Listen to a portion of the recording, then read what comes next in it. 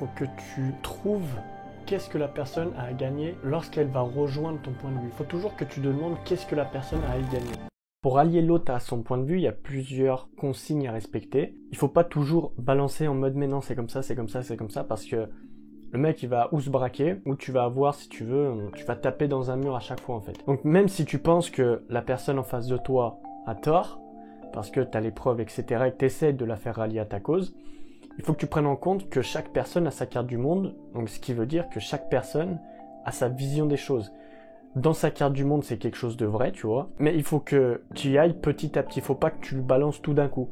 Parce que pour lui, c'est sa vérité, et puis de passer d'une vérité à une autre, c'est réellement quelque chose de compliqué, c'est un grand processus. Faut que tu considères la personne comme un ami, parce que tu as plus de chances qu'un ami croit en ce que tu lui dis qu'une autre personne, parce que ton ami aura confiance en toi, il saura que voilà, tu vois, tu dis pas n'importe quoi, tu fais des recherches, etc.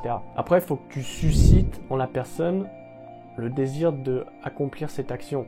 Donc, il faut que tu trouves quelque chose, un désir ou quelque chose comme ça, pour que la personne se dise « Ah ouais, c'est vrai, il a raison », ou tu crées en fait un désir pour que la personne aille chercher, si tu veux, ou l'information, en fait qu'elle soit cliente de l'information, ou le fait que tu rallies.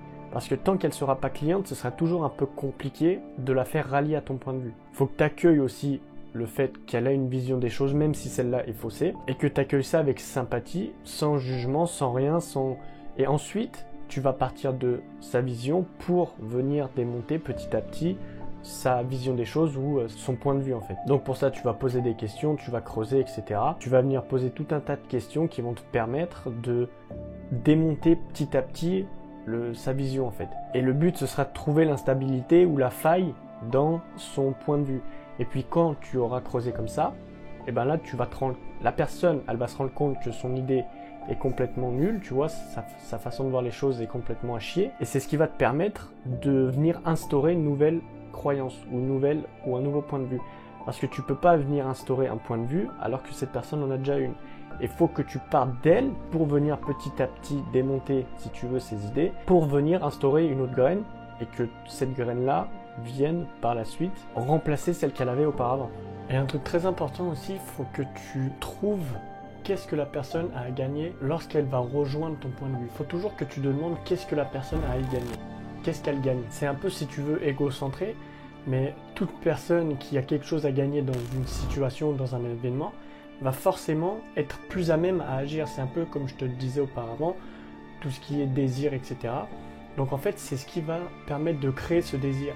Si tu lui dis, toi tu vas gagner ça, tu vas gagner ça, tu vas pouvoir faire ça, etc., elle aura beaucoup plus de chances de rejoindre ton point de vue que si tu lui dis simplement ton point de vue à toi et puis sans qu'elle ait quelque chose à gagner là-dedans. Après, il faut savoir convaincre. C'est vrai que même si tu mets tout ce que je t'ai dit avant, tu n'auras pas plus de résultats si tu ne sais pas convaincre.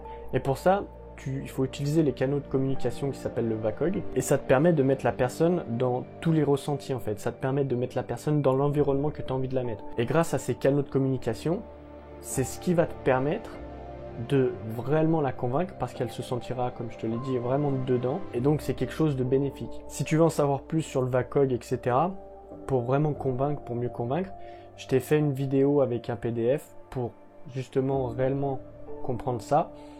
Tu peux télécharger ça, c'est le premier lien dans la description. Je t'en dis plus si tu veux en savoir plus, c'est full gratuit.